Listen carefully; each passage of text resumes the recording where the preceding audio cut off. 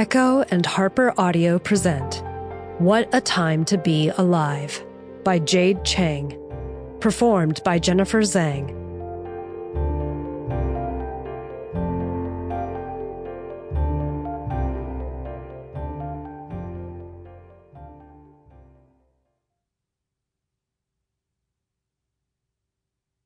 Wait, do not leave yet. Let me rearrange the world for you. Faraj Bul al-Isha, translated by Khaled Matawa. January. I've never been early to anything in my life, but here I was, 36 whole minutes early to my best friend's funeral, with a turkey sub I couldn't afford nestled in the passenger seat like a baby. I haven't been able to eat since Alex died 3 days ago, 9 days into the new year. Also, I was lost. The cemetery was a suburban nightmare of overwatered green expanses, divided by paths that twisted in and around one another. The security guard had X'd the burial spot on a glossy pink map, but the road eluded me, and finally I just parked and started tromping across the lawn, already regretting my heeled boots.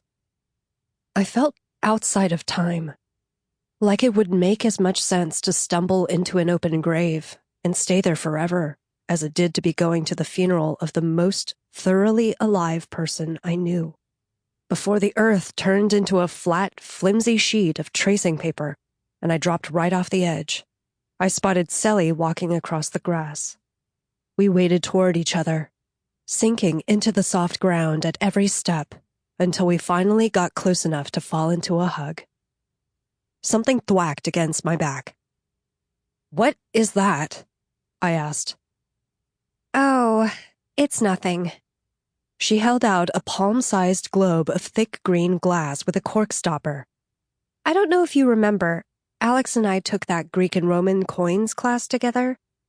"There's a coin in there?" The neck was tiny, but I was ready for anything to be possible.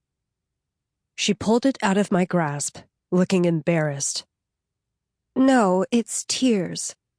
Except only, like, one tear, because I don't know how you're supposed to cry them into a bottle." "What? As a souvenir?"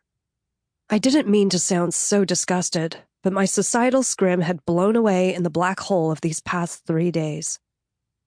"No! Apparently, Roman mourners caught their tears in bottles and buried them.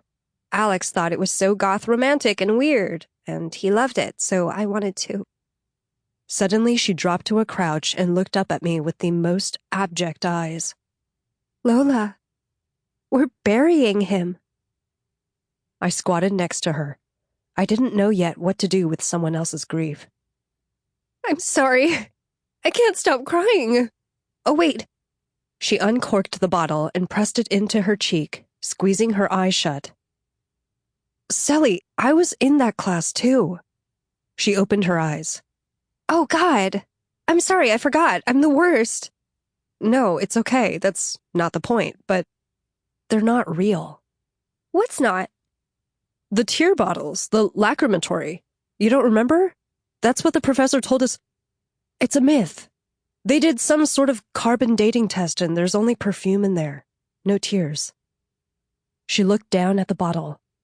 "Oh, it did seem a little too hard. Plus the Romans made the aqueducts. They're obviously very practical about water flow." "How long have you been—" She started laughing. "As soon as I heard, I made myself stop crying until I could get a bottle. And then I wanted to get a nice one." "Silly." "I know. I even ordered a tiny funnel. It hasn't been delivered yet." On the far side of the lawn, people were gathering under a wide canopy, next to a mound of dirt. We shuffled around the corner of a mausoleum so they wouldn't see us and collapsed with laughter. That laughter hurt more than all the desperate tears I'd wept in the past 3 days. I didn't have enough oxygen for it. Every wave tore at my lungs. But we kept on laughing, airless, sneaking glances at each other to make sure it was... Sample complete. Ready to continue?